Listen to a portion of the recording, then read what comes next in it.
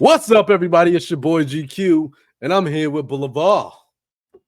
And we are giving you another episode of one of the hottest new podcasts on YouTube. Well, we're not very new. New. We're New enough. We're new to you, probably, since most of our viewers are, in fact, new viewers. So, yeah. welcome if you've never been here before, and welcome back if you have. And I gotta say, the energy does not make me want to open with that opening that I have. So this episode is gonna be very interesting because we're gonna have some downs, we're gonna have some ups, and we're gonna have some stories that just gonna make us like have weird faces when we talk about it because some of the stuff that's discussed and happens this just been happening is just kind of weird. So we're gonna start it off with a down. No, you really want me to? I'm not playing that video. We're gonna open with a down because he's somebody that we've all followed. All of us followed this young man. I mean, not this young man because he's a lot older than we are. He's followed him. Years older than me. Well, like he's a lot older older than me. He's a lot older than me. We followed this man throughout our football careers. Some of us have modeled our skills after him, and the great, legendary Randall Moss. I don't know if that's his actual name. He gave us some information about his sickness, his illness, which forced him off TV. He has the unfortunate diagnosis of liver cancer, and I believe we have something. I don't know if we play it. I don't want to play it. We can probably play the good conscious play it. I mean, it's sensitive. We won't play it. We won't play it. I don't want to become demonetized. That's not even. I was just being like on a moral level playing. Yeah, but I mean, respect to what he's going through. He's a survivor, and he went through surgery. Now he just has to go through some chemo and radiation. I mean, let's be real. Fuck cancer. I mean, let's Moss cancer. Whatever we can do, it's a problem. It takes out way too many of us way too soon. So, I mean, I wish him the best in his fight against it, and really everyone's fight against it, because no one should have to go through that, and no one should have to watch someone go through that. Yeah. So, out of respect to Moss, salute, bless you, good luck. Together we can Moss cancer. Yeah, exactly. All of that good shit. Yeah. Fuck cancer. All right. Now we're gonna move on to a not really an up, not really a down, but something to make you want to be like the F. Actually, here's the word that you're gonna say when you like hear about this, and like, I mean, I'm sure everybody know about it, but it's just like one of those moments where you see it happen, and you're like, the fuck. And it was Devondre Campbell, 49ers linebacker. Devondre Campbell walked out on his team. As a sports executive, a coach, and a former player, that pisses me off to the highest level, because it's like there's just certain things you just don't do. Now, I understand, like, you do it, you in the locker room after the game, and you don't want to talk to the rest of your teammates. That's one thing. I mean, they might jump your ass in the locker room, but like, you done publicly embarrassed yourself and your team and your coaches. Now you got everybody like, y'all gonna let that slide. So I mean, it reminds me of the dude, Deontay Johnson, not wanting to step on the field, but this is worse than that. Boulevard, what's your opinion on it?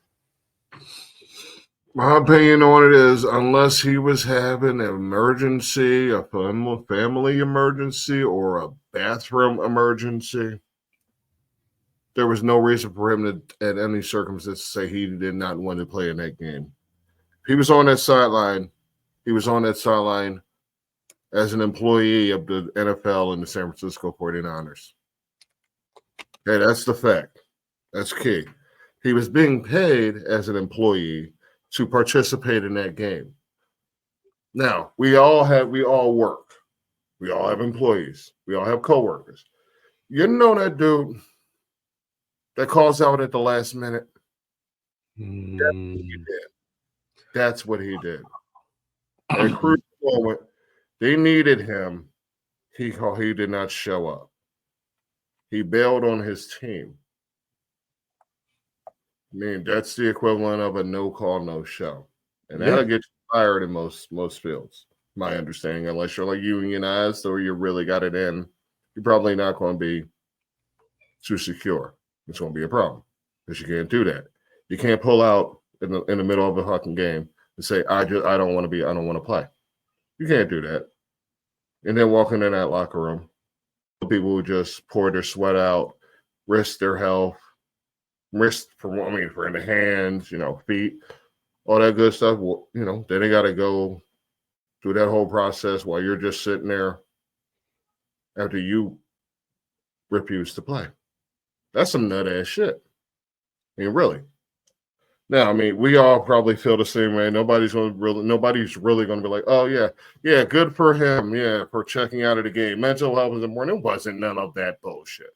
This motherfucker just did not want to play. Okay, and that's some sucker shit. But don't take it from me, it being some sucker shit. Let this teammate tell you how much sucker shit it actually was. Give me about a 2, a 3, a 2, a 1, go.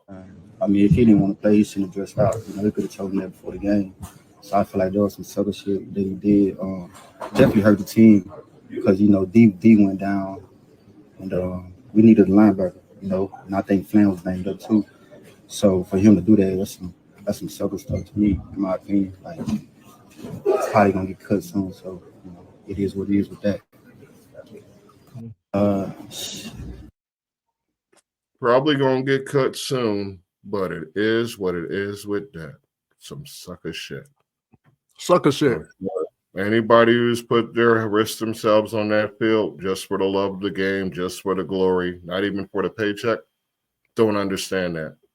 Hundreds and thousands and possibly millions of people out there who'd probably give, well, not a limb, but maybe a kidney to play in the NFL, or maybe like half a limb, something, I don't know, something major, probably not a physical part, but something major, something that truly matched them to play in the NFL.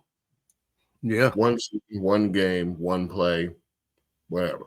This dude has that opportunity and doesn't respect it, doesn't respect the situation he's been given. Yes, he worked for it, but there were so many people right behind him working just as hard or harder than he did. Not too many people in the NFL are irreplaceable. There aren't too many. So, I truly hope that he gets cut like expeditiously. And I hope no team in the NFL disrespects themselves by picking him up, because he gave up an opportunity that people would kill to have. That was selfish fucking behavior. As I said, if he didn't have a medical emergency or a family emergency, I can't imagine too many other situations where you can just quit on your team in the middle of a game. Now, you can go quit because you retired. Yeah, I'll give you that. If you just decide mid-game you retire, fine. I mean, still, you should probably finish the game out at least. But it's happened. You can make that decision in game. But you still don't bail on your damn team. You just don't do that. It's disrespectful to everyone out there, every fan, every person whose name you'll never know, whose face you may not see, but they're right there on that sideline. It's disrespectful to every one of them. Disrespectful to those people in the end zones taking those pictures. It's disrespectful for that mascot. It's disrespectful to the fan all the way up in the top of the damn stadium who paid like $10 to get in, but he just had to feel the energy of the game. That's disrespectful as shit. It is. That's how I feel about it. Boy said it's some sucker shit, and I wholeheartedly agree. I agree. And another thing is like, it's like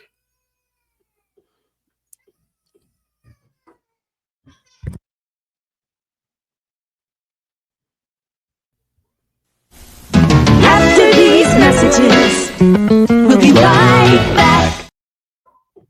Sorry about that. Technical difficulties. Right back to where I was trying to get with it, because brain farts.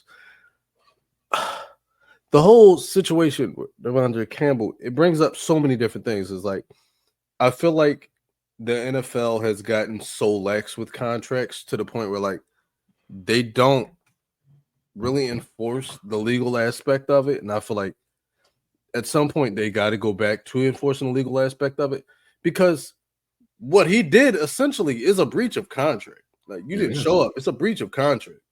And I feel like too many teams,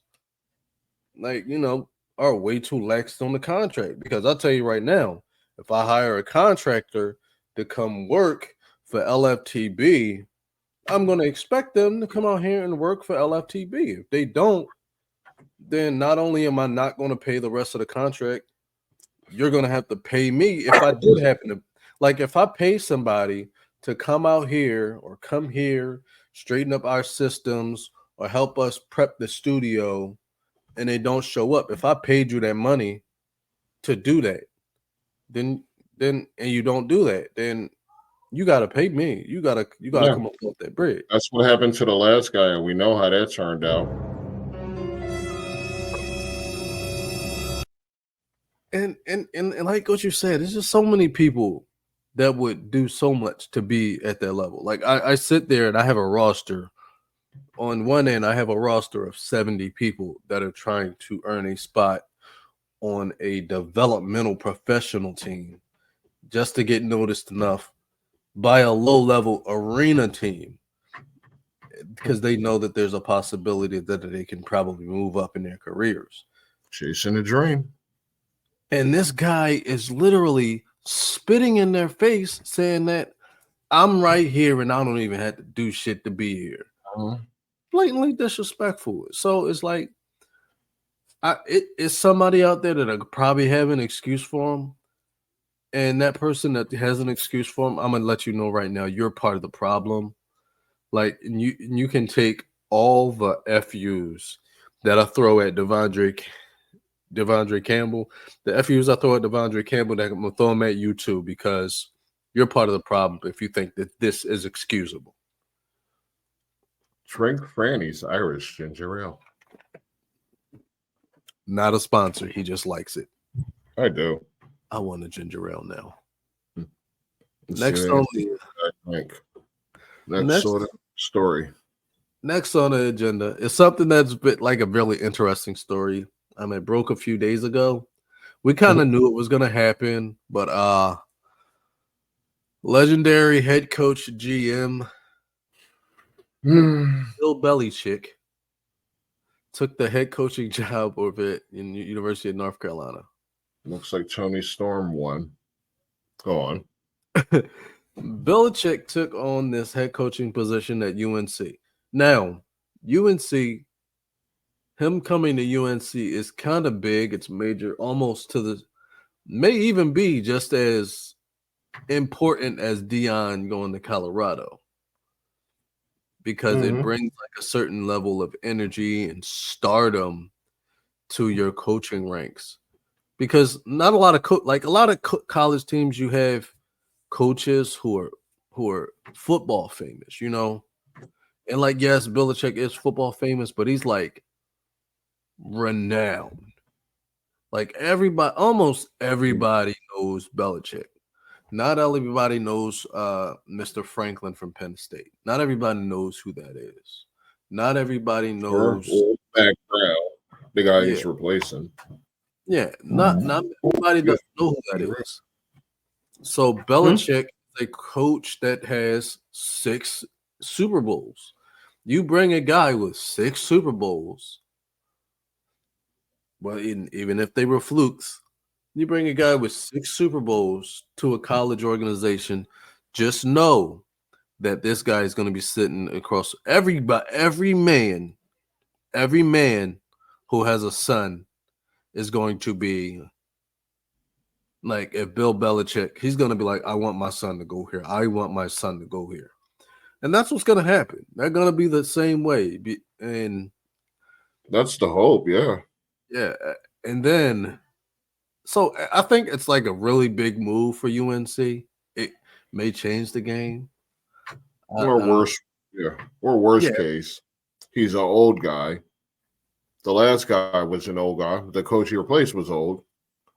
And in his day of NIL, he may not be able to keep up with this new wave. I mean, counterpoint to that, he's been a GM in the NFL, and it's essentially the same thing.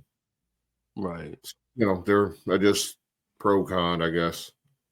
I don't know. I personally, I want to hope for the best, but I tend to lean towards the way it goes now. If he can work the transfer portals like a motherfucker, yeah, he's got a chance. Because people will come play for him if the money's right. Oh, for sure. I mean, he's Belichick. Success is expected at this point. Yeah. Well, I mean, that's debate, but the way people hold him up as a GOAT coach, it's not really where I hold him up, but it's definitely not where I'll hold him up.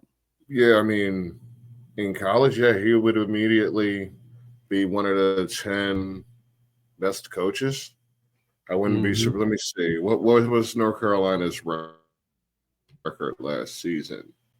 Do you have it? Do you have anything on it? I do not have. Let me see if Let me go see. All Why are you looking at football record? I should have had this already. Why are you looking at me like that? Last season was this season is 5-4. Okay, so there you go. I can see that 5-4 moving out to an easy 9-2 straight out the gate. Yeah, and somewhere around that level of success consistently, 8, 9 to 10 wins. Playoffs, that's the question. Do you think Mr. Belichick, 14 wins from Shula, can get the University of North Carolina Tar Heels, a basketball school, to the college football playoffs within 3 years? Within 3 years. Because he's 72 now, so I'm going to say, can he do it by 75? Yes. In year 2. In year 3, yeah. By year 3 of him there, if he stays that long, yeah. Does he get his girlfriend a job in there? No. I don't even think he likes his girlfriend. Are you kidding? I love her. She makes me so happy. But I want to talk about something about this story that is the most funniest to me. But it's funny, and it's probably not what we should. It's something that probably isn't as funny as it should. It's probably funnier than it should be. It was funnier than the girlfriend reference. I'm be honest about it. I was just throwing out there. So one of the stipulations to his hiring at UNC is that Belichick essentially controls who's the next person hired when he departs. And that's his son. His son is expected to be the next head coach in line when he leaves. Which, on the surface, you're like, ugh, I hate nepotism hires. But I don't know if we can get the statistics for Mr. Steven, I believe it is. Steve Belichick, the son. Steve Belichick, yeah. Steve Belichick. He's the defensive coordinator at University of Washington, a position he's held since 2024. Right. He's only held this position for a little while now. However, this season he's had – oh, Jesus, I just lost it. the defense is fairly good this year. The defense he's leading at Washington is fairly decent. What? I didn't hear what you said. I'm sorry. Mm-hmm. He's Oh, go on. he's coaching one of the top defenses in the nation. And that's like a weird fact because it's like, wait a minute. You're like, oh, this is nepotism. And then maybe you think again, like, maybe not. Maybe he's like, because let's be honest. If any of us were in this situation, we'd probably do the same thing. Did we do an episode involving nepotism in college because of the Bronny thing? No, we talked about it. We college talked nepotism. about the nepotism. Yeah, it was like 10 biggest signs in the case of the nepotism or some bullshit, something. Yeah. So yeah, it's prevalent. It's out there. This isn't even too much of a stretch for me that they'd want to guarantee boy a job before he got out there. I mean, Bobby Knight's son became a coach. Rick Pitino's son became a coach. Those are just basketball, but I mean, it happens. Yeah, it's not new. Belichick's dad was a coach. Harbaugh's dads were a coach. Yeah, so I mean, it's just something that goes down the line. I mean, look, Teddy Bridgewater's son of a coach. Now he's a coach. It's just the way it goes. Coaching's in your blood. So I think it's something there. There's definitely something there. He also hired Michael Lombardi as his what was it called? What was the position? It was something like a general manager kind of deal, though. I think it was actually general manager. Yeah. But yeah, Michael Lombardi. I mean, I saw a lot of people on the internet complaining because he's had failed at other places in the past, but I mean, a lot of people fail at a lot of places. They're going to run this more like an actual pro program. Yeah. I mean, you go to college. If you failed in the pros, you go to college anyway. If you fail there, then you're probably not good at it. Yeah, Matt Rule. Or you're Jeff Fisher, and you just Hey, Matt Rule's good for college. He's not a pro coach. Yeah, like he's just not a pro coach. But he gets results everywhere he goes in college. I mean, he got a good season at Temple. You know how hard that is. I mean, like Belichick's an old coach, but Temple just hired a coach that was like 5 years younger than Belichick, maybe 10, but like early 60s. So I don't know. But we're not going to talk about Temple because Temple is a disappointment to all of its fans as a football team. So whatever. Yeah. So yes, that's interesting. I know if I had got a position somewhere, I'd probably hire Boulevard. It's just probably what happened. Anyway. Anyway, let's move on to the next beautiful topic. Jamar Chase. He said he was always open, so maybe he was always open. Maybe he was right. Jamar Chase is looking like he's about to become. He's fighting to become what they call it, the three-ring circus, the triple crown receiver in the NFL, receiving yards, receiving receptions, and touchdowns. Yards, touchdowns, and receptions. He wants to take the league. Could it happen? Is this something you see happen? I do. Because, I mean, if I'm not mistaken, Joe Burrow at the same stretch is also doing the same thing.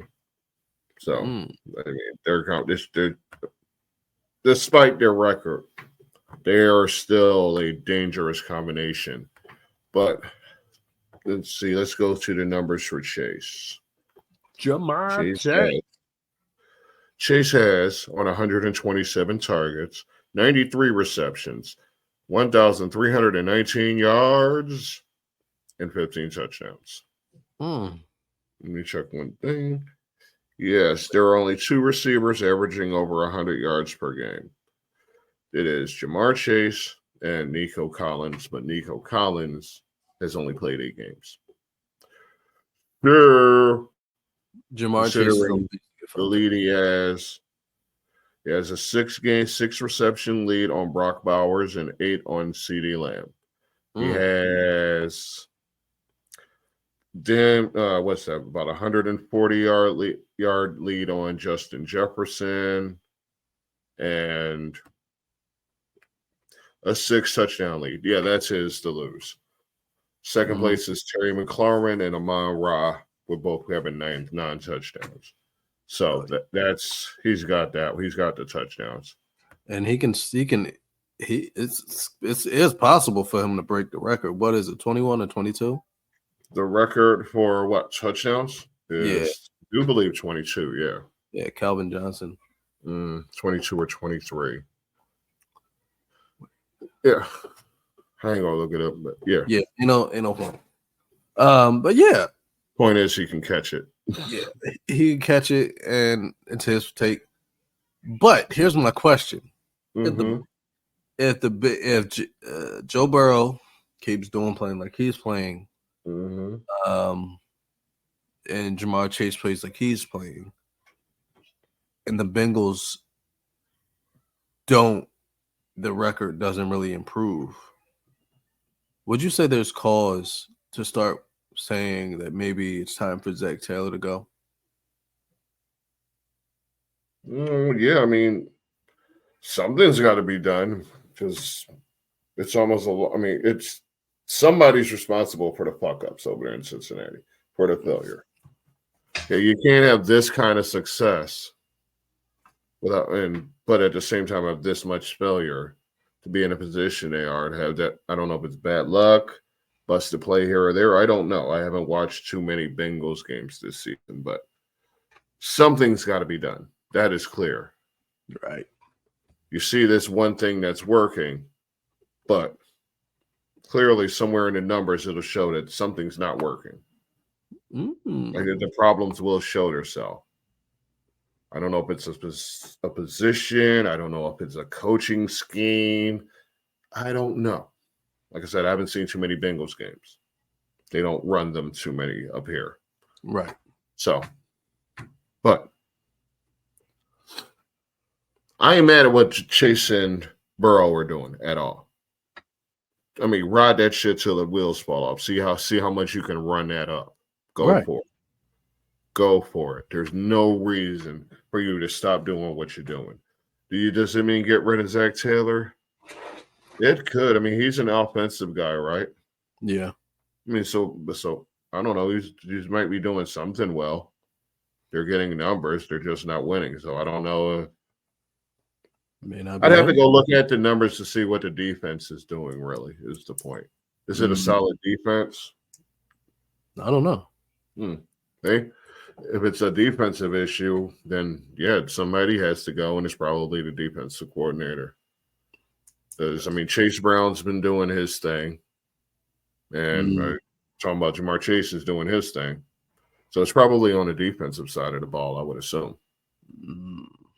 And in a conference with the fucking Browns, who haven't been doing that great, and the Steelers, who've been doing enough to win, and the Ravens, who have an MVP candidate, and Derrick Henry. Sure. That would probably play a role in them losing games. They're just I don't know. But point being, Jamar Chase definitely, I will almost predict that Jamar Chase will catch that touchdown record. And Joe Burrow or Jamar Chase, neither one will finish in the top 5 for MVP. There's some unnecessary predictions for you. Nice. All right. Well, this next 2 topics, I'm going to have you take the lead on, Boulevard, because you may be more well-informed with this topic. We got next, Travis Hunter. Netflix? Oh, all right. All right, let me get some of this crap off my screen. Belichick, you can go. Belichick, you can Andre Campbell, you can go. All right. Yes. So, Travis Hunter, sorry about the delay. Travis Hunter won the Biletnikoff Award for the best wide receiver in the nation. I probably should have brought his stats up, but they're kind of irrelevant to the conversation because he was not the leader in any wide receiver category. He was not the wide receiver number one by any stretch. That belonged to a kid at San Jose State. And his name, if I can get the thing to move, I'm just so combobulated, is Nick Nash. Okay. Nick Nash of San Jose University, San Jose State, finished the season with 104 receptions for 1,382 yards and 16 touchdowns. Speaking of Triple Crowns, that's what he actually won. He won the Triple Crown this year for a wide receiver. And the Belichick, the Biletnikoff went to someone else with lesser stats.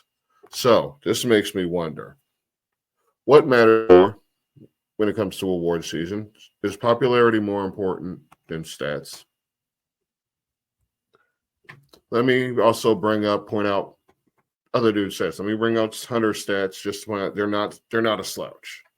Okay. 92 receptions, 1,152 yards, and 14 touchdowns. They're not a slouch. Mhm. But compared to Nick Nash's, let's see, 92 to 104. Okay. Travis Hunter had 1,152, and Nash had 1,382. Nash had 16 touchdowns. Hunter had 14. Well, clear advantage in all three stats. Why did Hunter win? It's absolutely a popularity thing, and I feel like that is what's wrong with sports today. When it comes down to voting for awards, they always go with popularity, and I don't like the popularity aspect of it because the popularity aspect of the game of football, well, just the game of professional sports everywhere, is you're going to see the most popular person get the votes over the most successful people. But that's And I'll say this, and here's the reason, and I hate that I'm about to say this, but I feel as though Dak Prescott a few times may have had more of a successful season, MVP worthy season a few times with leading in those passing touchdown categories and those passing yards categories, but wasn't in the conversation. And I feel like it's a popularity thing because I'll say this: everybody hates Dallas except for Dallas, and that's just the truth. So, because of that, if you're a Dallas player, you're not going to get those votes. Okay, but at the same time, Nash was a first-team All-American, so people were aware that this kid existed, as he was voted as the number one at his position overall. So then, why did the number two? Because he wasn't more. It doesn't make sense to me. It doesn't. Like, you've earned that shit. Okay, this dude, while productive on both sides of the ball, was not the top player. He wasn't wide receiver. He wasn't the top player, and that's why it bothers me. If another kid was more productive, with less at that at San Jose State, I'm sure he didn't have a number one, a 5-star at quarterback. Let's do that. So basically, he's been successful more off of hard work than not just having a quarterback who could do the things that you want a top flight quarterback to do. So that in itself should have put him more in line with some of these awards. It's just he got robbed. Nash got robbed. That's all I'm trying to say. I'm long-winded about it, but Nash got robbed. That's the point. Hunter, while nice as fuck with it, he didn't deserve that award. He didn't. He won plenty of awards, and he will win more awards, but including the Heisman. But he didn't deserve this one. That's the point I'm trying to make. I agree, and I think that ain't fair. That's not fair. If you, it should go to the person. It should go to the right person. It's not his award. It's Nash's award. You can't be that statistically dominant. And it's a robbery. And that's why I feel as though like Ashton Genty is like unanimously should be the Heisman Trophy candidate. He should be the trophy winner, the Heisman Trophy winner. And I feel like if anybody else wins it, it's a complete like I don't know. Well, it's gonna come down to Hunter or but I still feel like because of Genty's performance, even if he may not have competed against the same level of competition as Colorado, which I don't really look at it that way. But I feel as though Genty performed well above expectations. Yes. So I mean, at the end of the day, the strongest and probably only real weapon on his team, the one they're all scheming to stop and contain, and he still had success, including against 8 in the box and all of that good stuff. Where that's the whole game plan: stop Genty, and he's still going off. Right. So, yes, I would think, especially. I mean, he probably won't hit Barry's record or whatever, but I still think he deserves it, and in my heart, he would be my favorite. Yeah. But before we move on to the next topic, because we're still here, I think because you talk about teams that were robbed, the Army not going to the CFB, the CFP, college football playoffs, is bullshit. I just want to say that. That's it.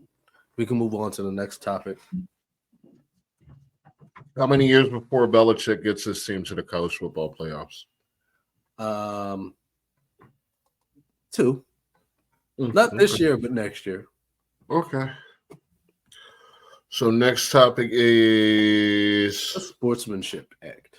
The Ohio Sportsmanship Act. So,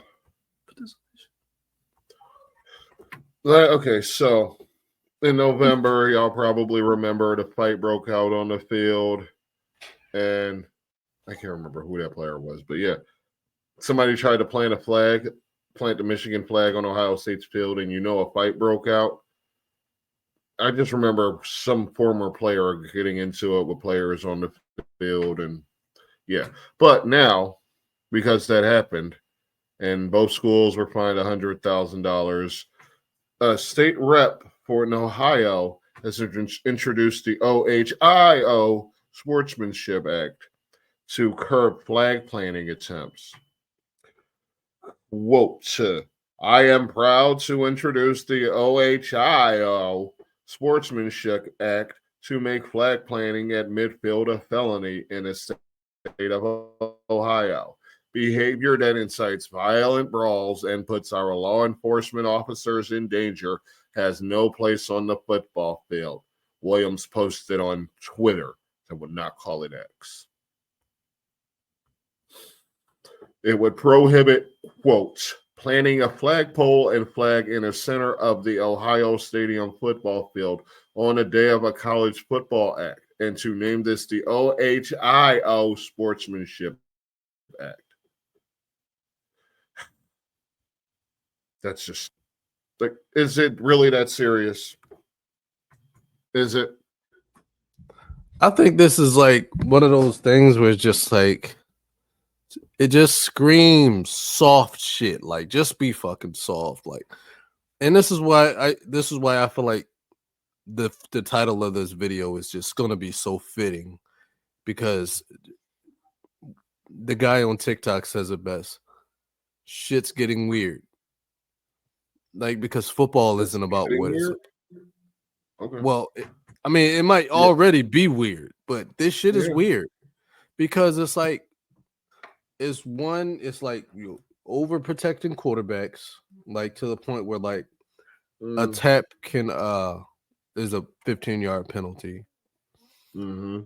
You're hiring coaches and you're making them pretty much dictate who's getting hired after you fire them, just like the Gerard Mayo hire, like it was in his contract when he came there that he was going to become the head coach after Bill Belichick.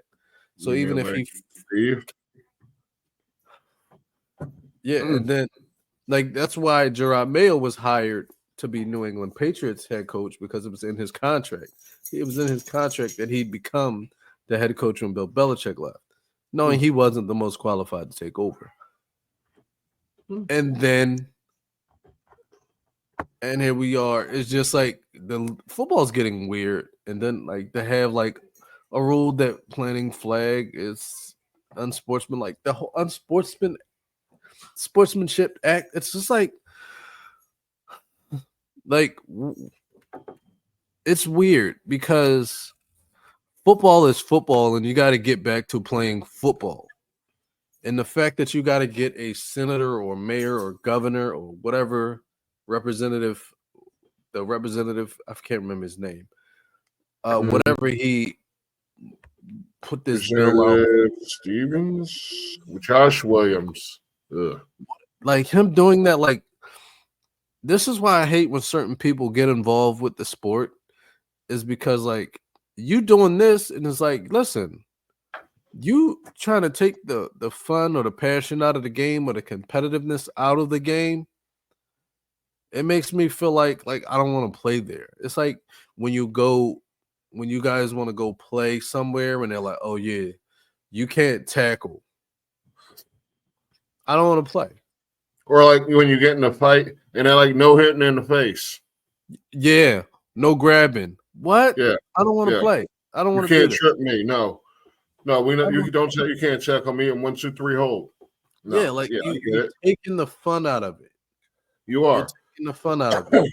That's like y'all playing basketball and you say, oh, you can't shoot threes or you can't shoot inside the paint. Like what? Right. Yeah. You're taking the fun out of the game. It's not ass cheating ass behavior. But yeah, this is dumb. Yeah. I mean, it won't pass, but it's dumb because it's a rivalry. Right. I mean, if you're worked up about rivalry activities, like planting a flag in the other team's stadium, as if it really means something. Like if it really means something. No, it doesn't. Okay? This is gamesmanship, sportsmanship. It's a rivalry. Rivalries are a part of sportsmanship. Yes, it's competitive, but it means something to the people out there. If you haven't been out there, you don't understand. But to be out there like, yeah, we're going to stop this. Like someone's really in danger. Like, stop working. No, just let this shit be. It's football. Okay? Yeah, I'm trying to sensitize football. Okay? Yeah, you don't give a shit about anyone on that field, Mr. Williams. You don't care about them. Okay? It means nothing to you. This is just something you can get in front of the cameras for. So cut the shit. You wasn't at the game. You're not a fan of either team. Okay? If you were, you wouldn't be whining about this. You would be enjoying the damn competitive spirit of Ohio State, Michigan. Yeah. You would just be caught up in that. Because that's all that matters. Everybody out there on that field, no one was like, oh my God, what are you doing? No, they were all a part of it. They were all active in it. Okay? Every person out there was a part of the activity, be you on one side or the other. Okay? No one was saying, no, don't do that. Because if it had been in the other stadium and the other team had won, it would have been the same thing. That's just the way it goes. Just Absolutely. the way it goes. Hey, don't worry about that flag planting. Okay, we got way more important shit to be trying to pass bills on. There's way more fucked up shit in the world than what's going on in the football stadium one Saturday a year. There's more important shit going on. So focus on that. Focus on those things. You're a state rep, senator, whatever you are. You got more important fish to fry. Focus on that. Stop worrying about football games. Okay? Carry on. All right. Now we finished with the sportsmanship act. So you know it's the best time of the night. Ladies and gentlemen, this is the main event of the evening. You Yes, said it- ladies and gentlemen, it's that time again. You know we I do know it. where to watch. It's that time again, everybody. We do it every week. We talk about the team, the Eagles. And this week's matchup is the Steelers. Mike Tomlin coined this game the Pennsylvania State Championship.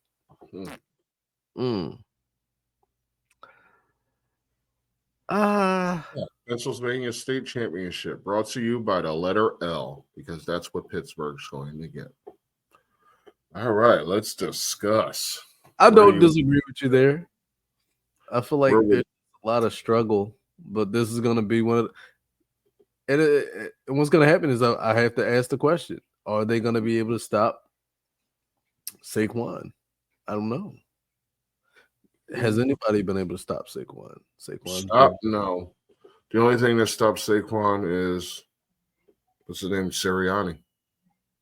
Yeah, or I mean, MetLife There's Field. been times where he's sat where he could have gotten more, but hey, he's getting plenty. Yeah, And I don't see much of a path to be different because that line is still intact and that run game is dominant. So and people and their injured players are coming back. Mhm. Steelers are pretty porous. Like Hmm. their defense is pretty porous, especially their pass defense. I wouldn't expect too much from that pass defense. I don't know. They get if they get turnovers, they score. That's one thing that Pittsburgh does. If they get turnovers on you, they will take advantage of them. Like they have scored 85 points off of opponents' turnovers, but have only allowed 10 points off of their own turnovers. Yeah. That's interesting. So, yeah, I mean, if the Eagles can continue to keep it clean and for the most part of this win streak, they've been able to do just that. I don't see why it would be any different this week. So I would say this. If Philadelphia is smart enough to not let the stuff that went out in the media, because I feel like the mistake they can make is trying to appease Antonio Brown and changing what they've been doing. And as long as they just stick to what they've been doing, not trying to force Jalen to throw too much. Because I'm gonna say this right now: 14 of 21 is really good. It just means that he's not completing too much down the field. 14 to yeah, 20. that yards per pass completion was low. 108 yards and 5.1 per pass attempt. That's not great. That's bad. That's bad. But It's bad because he's not completing too much. But the completion, you're right there. It means you're not throwing too many incompletions.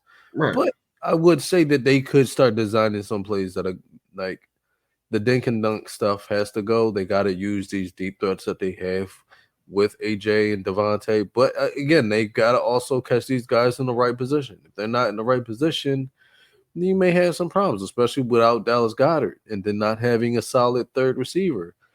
You do realize that may become a problem for Jalen. He may not, his only options may be those short passes because you can now afford to double AJ and Devontae because you don't have anybody else that's necessarily you got to worry about beating. Like if you just got Grant Calcaterra right there, yeah, I'm gonna let you throw to Grant Calcaterra because he's not gonna do that much. And if all you got on the third is Jahan Dotson from what he's been showing, like it's just basically to the point where it's like a lot of inconsistency at that third receiver spot. It's just like they're not afraid that we have to put one of your skilled defenders. So I understand why Jalen has to do what he has to do because the receivers are getting doubled and you don't have anything on the bottom, especially with Dallas Goedert going. They just have Saquon. That's all they have. Let's say at the same time, here's my point to the whole this like thing where the sky's not really falling for the Eagles. He has 13 rushing touchdowns. I mean, he's tied for the league lead in touchdowns. This is with Saquon. Okay. So we're still getting the most bang for our buck with Hurts. even if he's not making too many deep passes, maybe if he is more of a check down Charlie lately, maybe so, but it's working. Okay, we're It's not turning the ball over, we're controlling the clock, and we're scoring touchdowns. I don't see the problem. Me neither. Here was the whole thing where Brown said the problem was passing, and everybody started this whole fucking bullshit story just because we were so desperate for a story involving this team that we forced a chemistry issue when they were locked in unison before the game, that we were so desperate for a damn story that we made something up. There's no issue, okay? It's working. If he's not throwing for 3,000 yards or 30 touchdowns, whatever. If he's leading the league in rushing touchdowns and he's not getting injured, and Saquon is carrying the ball and he's holding on and it's working, like he's not going down with injury, he's sustaining his health, what's the issue? Yeah. Okay, it's working. And while it's working, let's not go nitpicking, looking for things, okay? Because they'll show themselves. We know what the actual issues are. For one, you said it, depth. That's the biggest issue of all. If Saquon does go down, we are effed in the A, okay? It's like a screwdriver to the taint. It's not going to feel good. So if it comes to that, we have a problem, but it hasn't come to that yet. I do wish at some point we'd found a guy to take some pressure off of Barkley. I mean, we're trying with Gainwell. He's trying his damnedest, but he's not the guy. No. But the way the Eagles have been doing it is they control the clock. I mean, the past 9 games, 7.2 pass attempts after halftime per game. Okay. Anthony Richardson has thrown 76 in 5 games over the same time span compared to the 65 that Hurts has thrown in the 9-game win streak. Wow. So would you rather go fucking up what's working because you want to impress this fan or that fan who probably don't know that much level, that high level that it would take to understand what's going on in the NFL? You know, I've tried to be that guy who psychoanalyzes the game and all this shit, but no, the fact is it's working. The defense is strong as fuck. I mean, they're playing their fucking hearts out, much better than most of us expected realistically. So let's be thankful for that. That's helping. If we're controlling the clock and playing outstanding defense, that should win most games most weeks. Okay? So let's enjoy that. If it comes down to the point where it's a close game, Hurts has to throw the ball more. Look at his receivers, okay? Do you not trust them to be effective? I mean, you got a top 5, top 10 receiver statistically over there at AJ, and you got a top 50 over there in fewer games in Devontae. So what are you worried about? We have the weapons. While they're healthy, we have the weapons to be the best offense in the league. And the way the defense is playing, it's playing statistically as the best defense in the league. So what are people up in arms about? It's exactly what you said. Is that they just needed something to talk about, and I think that's just where. And I feel like the whole AJ Brown conversation, I feel like they were fishing for something bad to happen. Yes, fishing like a motherfucker. Yeah, and like one of the things that like really was, because I said it to you when we were talking. I said to you, like, I feel like they took it out of context. Because they said, "Hey AJ, if there's something that needs to improve on this team, what do you think it is?" And he said, "Passing." Mm-hmm. I think they just took it out of context. In a sense, is like if everything is going well on the team, and you have to fix something, there's one thing that you do have to fix. If there's something that you got to prove on, it's the one thing that is not completely blowing the roof off, and it's the passing game. The passing game is the only thing not blowing the roof off of anything. So yeah, if there's something that you have to improve, it's got to be the offense. I feel like this was blown way out of proportion. I think one of the things that fed into that was Brandon Graham when he said what he said. I feel like that Graham- had played a big role in keeping that I story. feel like Brandon Graham probably shouldn't have said anything. I think you should have let it go. And I think what Jordan Mailata should have known better than to be running and make. Yeah. I think the person that probably spoke on this topic the best way was Jordan Mailata. Jordan Mailata, his response was, AJ and Jalen are going to discuss what AJ and Jalen need to discuss. We're going to focus on football. I'm not going to talk about it. AJ and Jalen are going to talk about it. We have to worry about Pittsburgh. That's what he said. And I feel like people are so, and I know we want, like when we come out here, we record, and right before we record, we're always like, hey, what's the story? Mm-hmm. And I think, and like, but we go about it with common sense. We're like, we don't have a story, so I guess we're not going to record today. Others are like, we don't have a story. Let's go spice some shit. Let's go make some shit up. Let's pull something out of our ass. Right. I mean, let's be real. We don't want to waste their time. We appreciate their views. If somebody takes the time to come watch us, we want them to come away with a better understanding of the situation. We don't want to just waste your time just shouting shit at the damn microphone. What we talk about, we come from the heart. We're sincere and genuine as fuck our fandom. We love the Eagles. We love the NFL. We love other sports too. But if you want our opinions, yeah, we're going to give you our opinions. We're not going to give you a hot take or something just to drive sales or boost attention. Much as we want attention, we're not going to do that because we want you to appreciate our opinions. Okay? We don't want you to just, oh, yeah, they're funny or something. You know, we want you to come here because you're going to get a real opinion. Yeah, exactly. Yeah. So we appreciate y'all coming to watch us.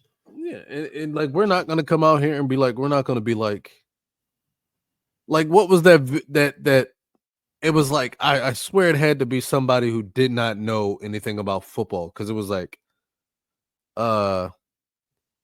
former third round pick decommits from the Washington Commanders, and I'm like, what does that what does that even mean? Absolutely no sense. And I'm like, somebody actually got this approved to put out. Somebody went to the editor. Somebody went to the editor, gave him that headline, and their editor was like, run with it. And I'm just like, what the what? And it's just like, we're not doing that. Like, we have headlines that makes sense to what you're about to sit here and watch.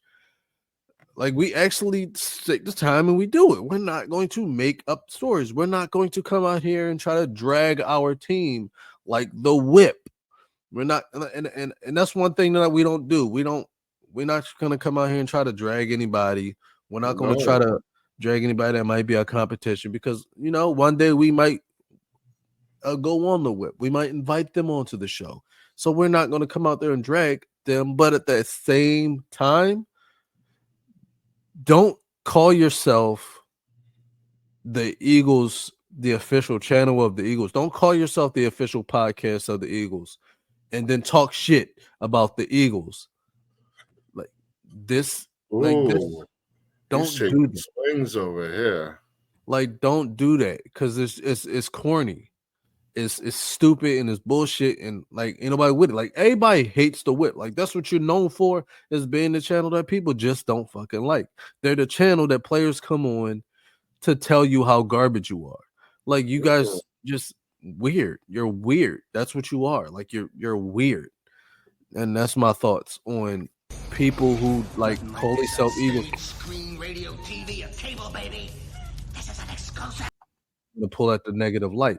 Like, if you see like like us, if we see something going on, we're going to try to add some substance to it. We're going to try to shed light on what it could mean and not try to automatically assume that there's negativity to it. Like instantly, you and I, former players, we saw the potential negativity in this, and we immediately were like, well, there's probably meaning behind this that we're probably not catching because all that's being put out is the negative side of it. Mhm. So you and I did. We actually analyzed what the conversation, and I came up with. They asked what couldn't be improved, and with the running game being so successful, the defense being successful, the punter and special teams being so damn hot, what can improve? The passing game. That's Mhm. it. Wasn't that he was talking shit on Jalen. It's not like he could come out there and be like, "Well, the defense got to be better." No, the blocking's got to be better. No, Granted, yeah, something. there's a lot of You room ask to him a improve question. on the passing game. So you got to improve the passing game. He's not saying that Jalen. He didn't say Jalen's got to be better. He didn't say that. He said the passing game's got to be better. What does their passing game encompass? Receiving, pass blocking, but he may not be talking about the passing block. He may be encompassing receiving. He may be talking about himself, him and Devontae. He may be talking about him. He may be talking about Jahan. He may be talking about the backup tight ends. He's definitely talking about Jahan, but not personally Jahan, but yeah, Jahan. Yeah, there's a lot that encompassing the passing game. He may be talking about their receivers coach, Aaron Moorhead. It could be any of those things. I mean, I understand Hurts missed a few players that open receivers out there. A lot of quarterbacks do, but yeah, I mean, what are you going to do? Exactly. That's something he's got to get together. It's just But- like we want to hate Jalen Hurts so bad because he's Jalen Yeah. Hurts. Now, let me hit you with some more positivity. Okay.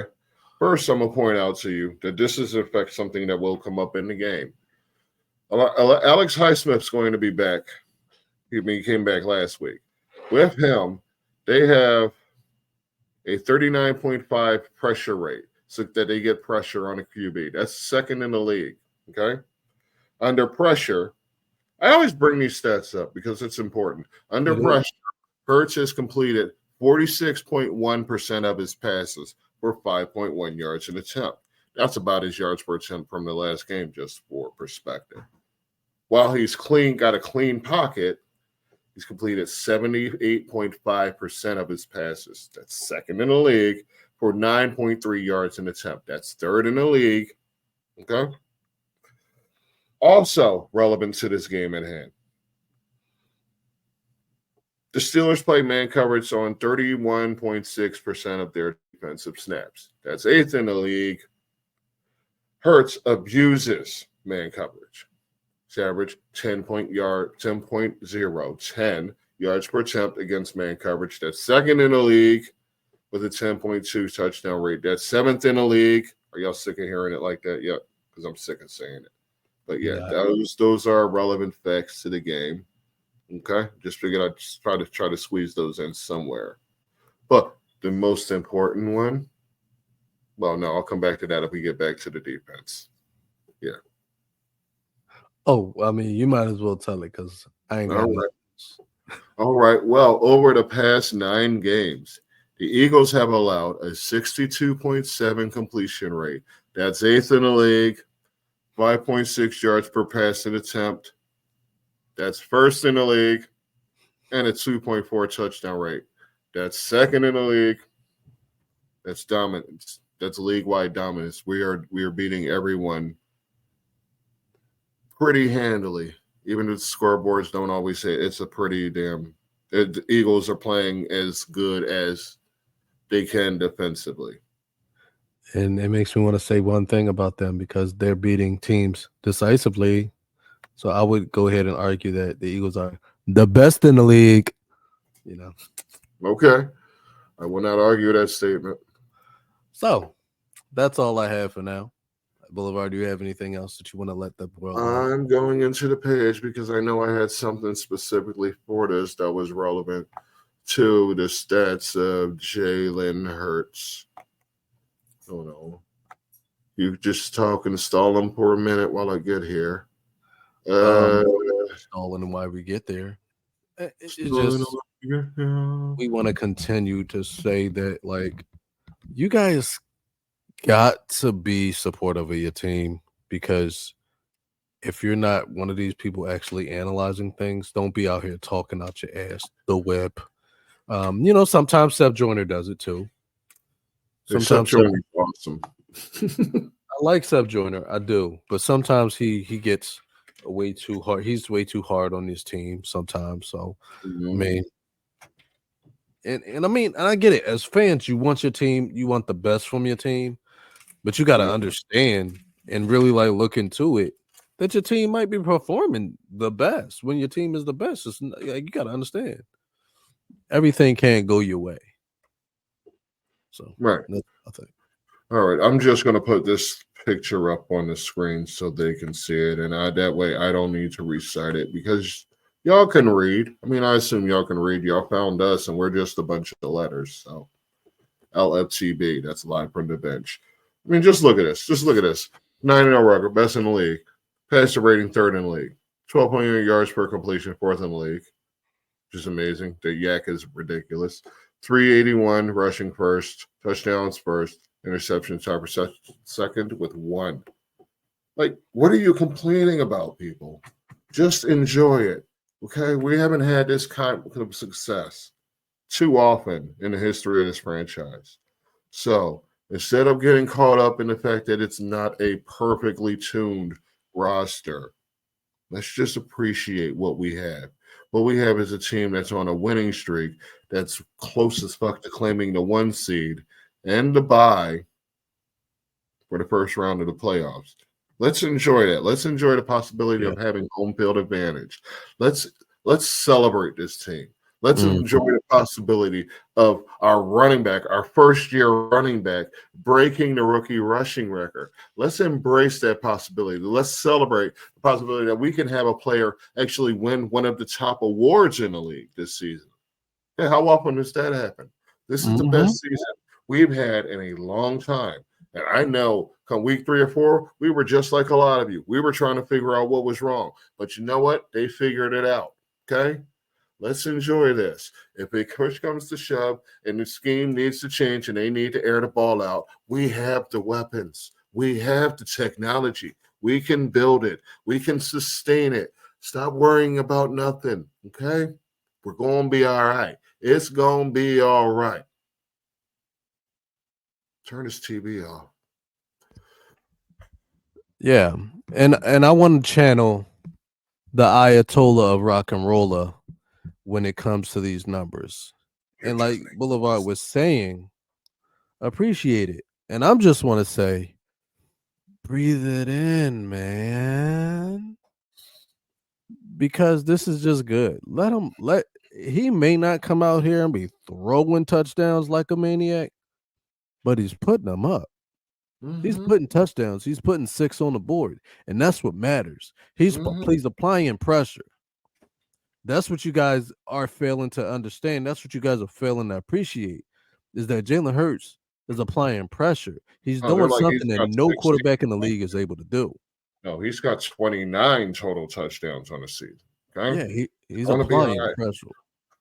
He's applying pressure. He's doing something that no quarterback has been able to do. No quarterback has. I don't think any quarterback is capable of doing what Jalen Hurts does.